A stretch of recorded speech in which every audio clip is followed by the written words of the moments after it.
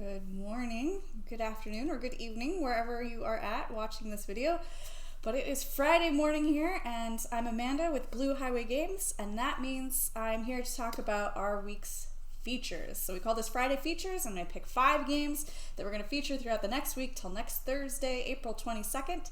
And all the games featured here will be 20% off in store. And we are still doing curbside pickup and delivery options if you aren't yet vaccinated or wanting to go into stores. And that's still going to continue on for quite some time. So let's get started. I am going to talk about dessert games this week. And I'm very excited because who doesn't love dessert? I know I do, and it's going to make me very hungry, so maybe I'll talk quickly, I don't know, to get to my lunch break so I can eat some of these yummy games. If anyone has any questions, I will try to keep an eye in the chat, and if you're watching later on YouTube, feel free to ask questions in the shop if you have any. Alright, so the first game I'm going to talk about is going to make sense as my first game because it is the source of one of the things that we find so delicious in desserts, and that is chocolate, and the game is Cacao.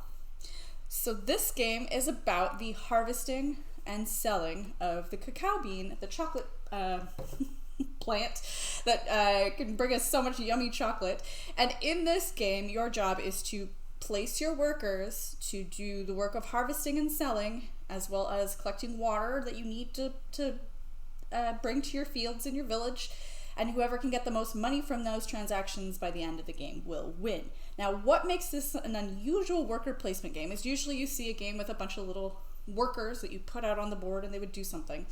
This is closer to something like Carcassonne, which if you're not familiar is a completely square tile placement game where you put the workers on the tiles.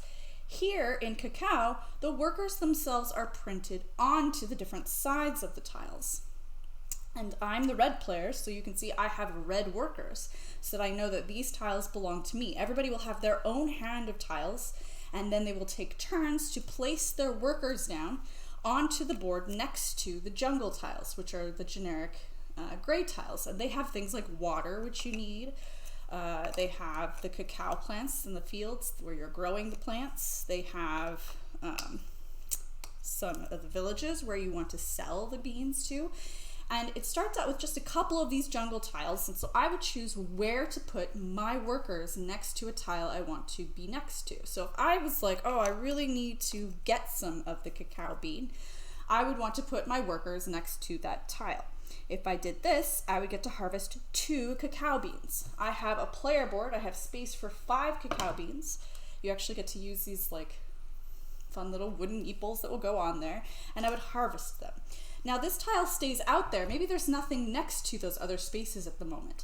But as the game goes on, people are going to be placing out new jungle tiles when appropriate. And hopefully something would maybe get placed next to my tile.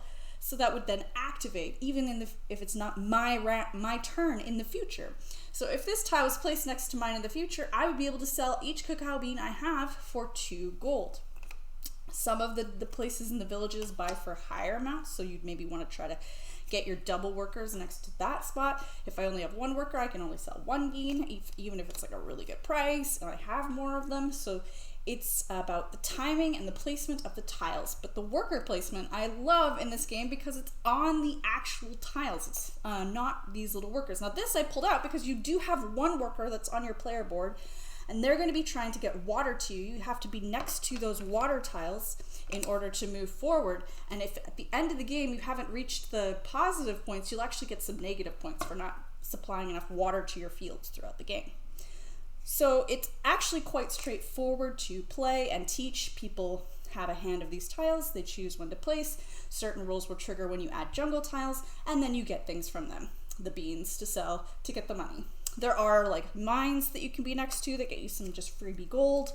There's some temples where it's a little bit of an area control. Whoever has the most workers next to those at the end of the game is going to get to score. And then lastly, these little sun worshipping tiles allow you to, at the end of the game, when things are kind of filling up and a lot of the good spaces are taken, if you've earned any of these, you can spend them to put your tiles on top of one of your other placed tiles and reactivate all of the jungle tiles that were surrounding your previously placed workers. So that is Cacao. It's sort of a mid-range strategy game. Pretty easy to teach. It takes about 45 minutes to play, 2 to 4 players. It's normally $34.99, but it'll be 20% off all week. And I started with that one because it's about the source of cacao and kind of the beginning of baking. The rest of the games are all going to be directly related to eating yummy baked goods. The first one I have is probably one of the youngest games I've ever featured, but it was also a new one in the shop and kind of the reason I chose this whole theme this week, because you'll see in a second the pieces are edible. I mean, not really, but they're so adorable. It's called Busy Busy Bake Shop, and this is a terrible picture because the box itself is one of these little, I pulled the game out to show you, so normally there would be the donuts in here for you to look at, but Busy Busy Bake Shop, and it's for ages 4+, and it's a cooperative game from the people at Peaceable Kingdom that makes wonderful, fairy-friendly games for young children that are all working together to try to beat something in the game. And in this game, you're all trying to beat this little mouse. The mouse is wanting to eat the donuts. The donuts themselves, I know you're so excited, they're these really chunky wooden donuts. And there's a bunch of them. And they have 3 different colors. They have brown, pink, and yellow. And they have different types of donut designs. We've got stripes, like icing that's been smushed on the top. We have sprinkles. And then we have like the little tiny confetti sprinkles. And your job is to try to fill up a row of 4, either a row or a column or the diagonal. And if you do, you're going to get, you're all going to collectively win the game. Now, the way it works is, a question, donuts. Just got here. What game is this? Oh, this is called Busy Busy Donuts, and this is probably the youngest game I've ever featured on here. It's for ages 4+, but it's adorable. You roll the 3 die. 2 of the die have the different color. One of the die has the different colors of donut, the cake. The other one has the type of icing. So you roll those, and then you have to figure out which one you're going to be selecting. So if I rolled yellow with the sprinkles, I would have to try to find, because I'm 4 years old, so it takes me a little bit to find the yellow with the sprinkles. And then I have to figure out where that goes on here. There's only like a couple places or one place. I don't see the yellow with the sprinkles. Oh, there it is. So I place it onto the table, and then it would be the next person's turn, and they would roll. But how does the mice eat them? Well, you don't just roll those 2 die. You also have to roll the yum die, and most of it just says yum. Yum, you get to put a donut on. You're eating some donuts. But one of them is a mouse, and when the mouse comes up, you have to look at your board and figure out which one of these you would want to remove. So you're kind of also having to do a little bit of assessment and see what's left, and there's a few repeats, so you might be able to put it, if you remove this one, there might be another one that might get rolled, so you'd still be able to complete that row you'd been working on.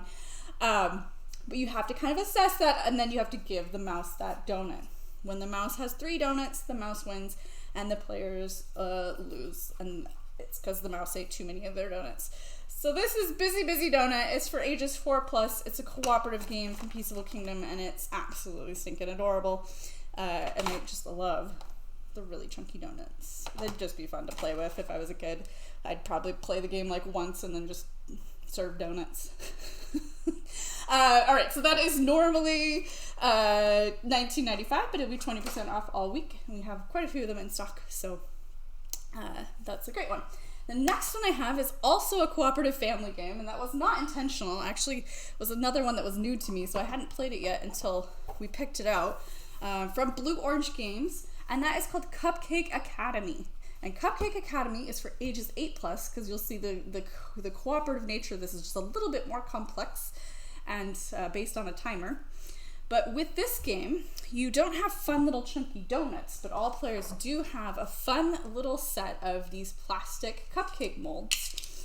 And they nest in each other very nicely there. And you're going to have 3 plates in front of you. You're going to take your cupcakes and you're going to put them face down. Everybody's going to do the same with their 3 plates. There is one central plate that doesn't belong to anybody that sort of goes out into the middle. So this is my plate, and then I didn't dig it out, I should have, but there's a center plate. Everybody has their own colored plates in front of them. And then we're going to set the timer, which is a 7-minute sand timer. Should we wait? Should we watch it? Should we let it run down? Be very exciting, very edge of your seat Twitch streaming. No? Okay. But 7-minute timer.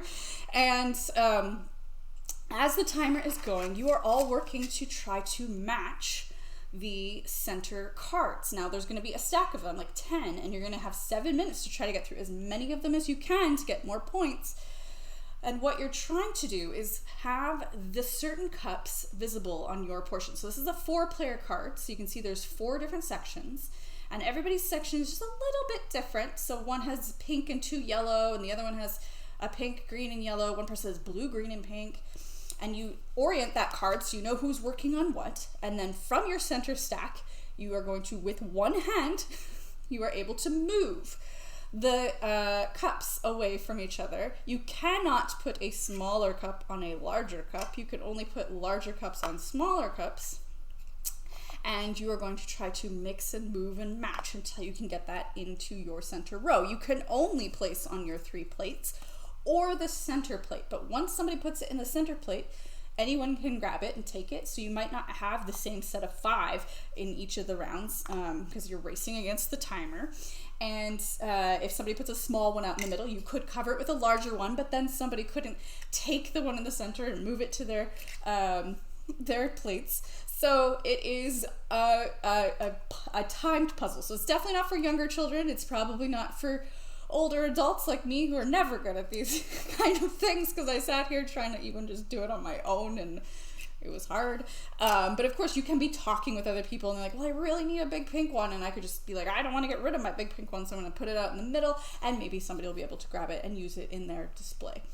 And once you've all matched the card, you agree, you flip it over, and you go to the next card. And so you're racing that 7-minute timer to try to move things around. You don't reset between rounds, so however it is, and then you flip the card, you have to go from there. So you might get lucky with some things being in the right position. So sometimes some cards might be easier than others, but it is definitely very puzzly, and I was not very good at it. But the pieces themselves are these fun little cupcake stands. The timer itself, you could probably use your phone as well, but it's meant to be a 7-minute stand timer. I didn't time it. We could have done that here, and I'm sure that would have gained me lots of followers. But we'll pass for today and move on. So, normally that one is $19.99 and it will be 20% off all week.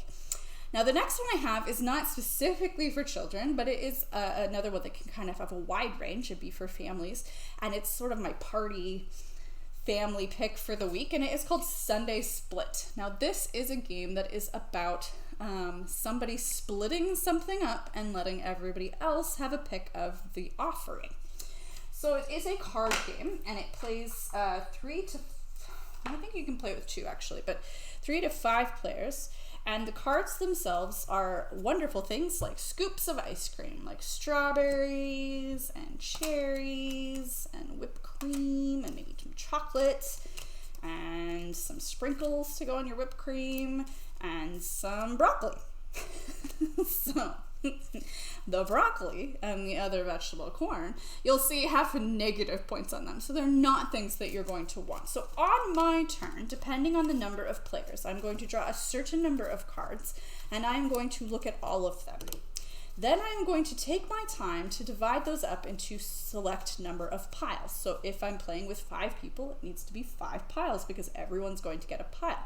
3 people would be 3 piles, and I would have drawn less cards. It also has a certain number, and you have these little reminder cards to remind you how many need to go face up or face down. So it might say 5 piles, 4 of them have to be face down, which could be good because somebody's not going to want to take the corn because it's a negative point, so I might put it face down.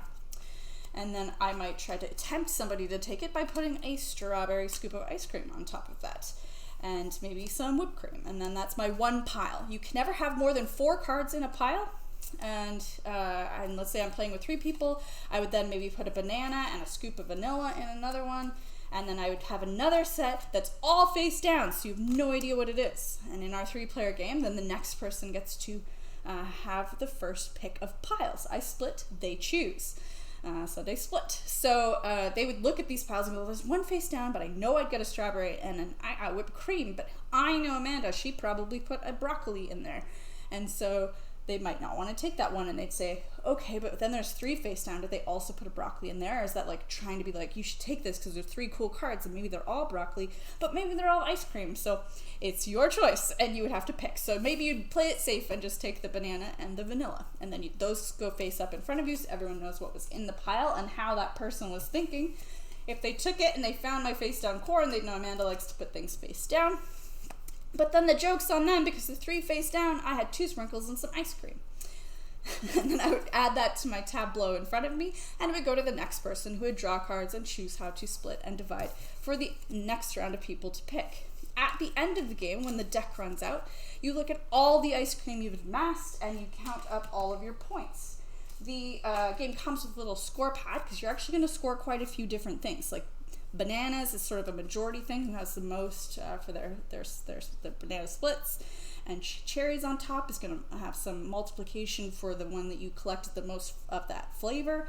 Having 3 a card of each of the different flavors, chocolate, strawberry, and vanilla. Neapolitan gets you some points, so you want to have some variety in your ice cream store.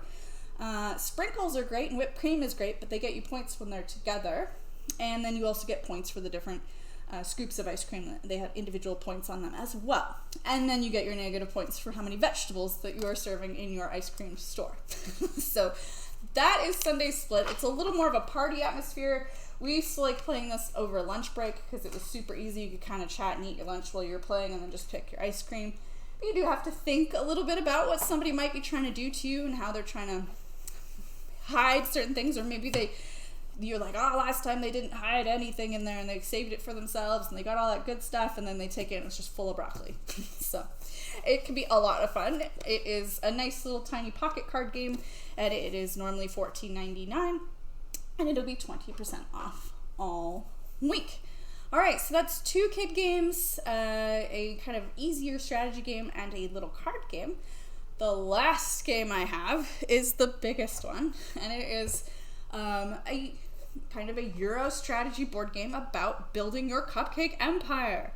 So this game is takes up lots of space on your table, and it is about operating and running your bakeries and cake shops in the city to attract certain customers, to get more points, to drive up your sales, to take in more income, and then whoever has the most income wins. There is a center playing board, and that's where the different value of people in their different neighborhoods and how much they're willing to spend for their cupcakes. And then it will be covered with meeples that look a little different from Carcassonne meeples and such.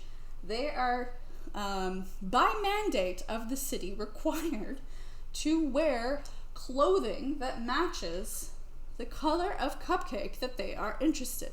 So their pants represent the type of cake, be it chocolate or vanilla. And their shirt represents the type of frosting that they would like. So these both would like some mint frosting, but this one would like some strawberry frosting. So the village itself, the center board, is letting you know which neighborhood has what type of people that are looking for a specific type of icing and cupcake combination, so you can try to plan ahead.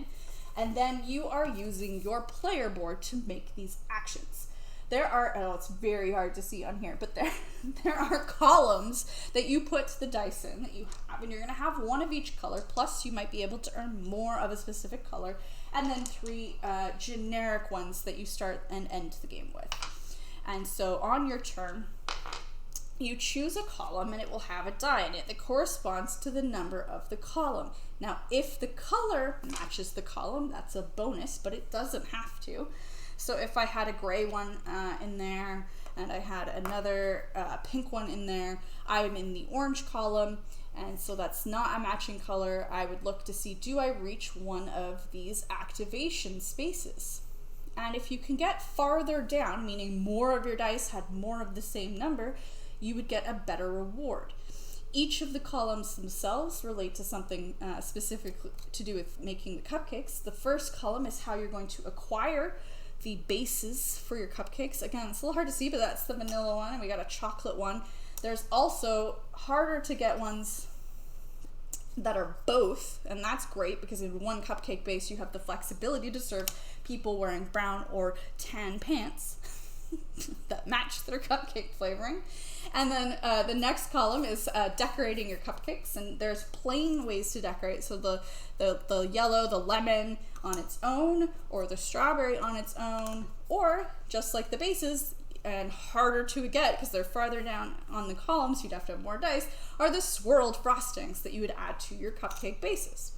Now, so you build your cupcakes, you frost them, you are going to have to build out some bakeries and some cupcake shops, which if you can see, they're shaped like little tiny cupcakes and they're super adorable, and you know I love components. They go out on the board, and the position of where you're able to place them along the bottom allows you to serve specific customers. So you're planning where you want to go and who you want to serve, and then actual sales of the cupcake here relate to choosing somebody, picking them. They're going to come over here to have been happily served. I guess you take a picture of them and be like, we served Joe, who really likes brown and green chocolate and mint cupcakes. So you'd add them to your board, they come off, you get certain points, your sales go up and your income goes up. But you have to have collected the right things. Now, I could have had just a chocolate base and a mint and vanilla, or a mint and lemon. I wonder if that'd be a good flavor of cupcake. Mint and lemon. But he'll take it because it's mint and it's a chocolate base. So he's super happy. It would have also worked if I had just mint without the swirl, or also the swirl base and the swirl top. He's perfectly happy to eat the chocolate mint vanilla lemon cupcake.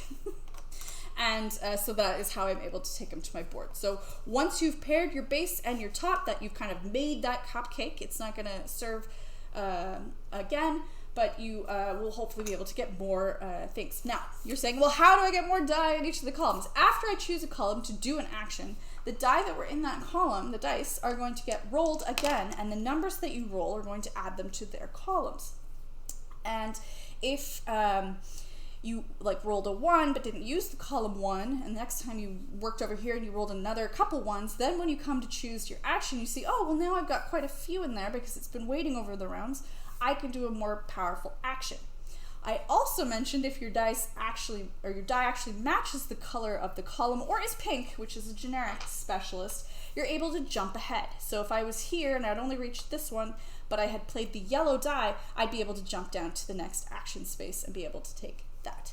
There are quite a few other little things that are happening in this game. You're able to place kind of little helps along the way that if you're activating the die, they get you extra little bonus, like a free frosting, or well, there's a whole bunch of them.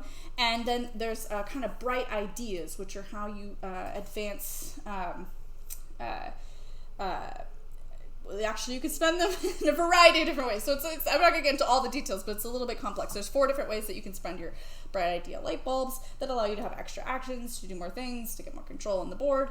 It is a little bit mean in some instances when you're playing with more players, in that you can actually outsell somebody and kick them out of the area that they have chosen to place their cupcake shop. Like, maybe you made better cupcakes than them and there's no room and you want to go there, so you kick them out. Lower player counts, you can't kick people out because there's room for everybody. And then bakeries, which are harder to build, they are going to they're going to be more permanent on the board. So you're trying to control how you place the die, how you collect the icing and the frosting to be able to serve the right customers, to make them happy so you can take a picture of them and put them on your wall.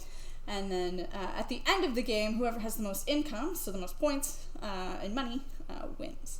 So that's kind of a bigger one. We probably only have limited editions of these. I'm not sure. We're going to get a bunch more in, so it is on sale for now, and I'm sure it'll come back into print or be more readily available in the future. But that is $49.99, but 20% off until we run out. And that is Cupcake Empire. So I'm just going to take a quick moment to breathe and make sure I covered all the games. If anyone has any questions. If not, I'm definitely going to go off and eat lunch so I can eat my dessert, which will probably be a cookie that I have in my freezer. All right. Well, thank you very much for joining me. I hope you all, if you're in Seattle, are going to get a chance to enjoy this wonderful weather this weekend. and get some fresh air outside walking around in the sunshine. I know I am. So, all right, thank you very much and have a wonderful weekend.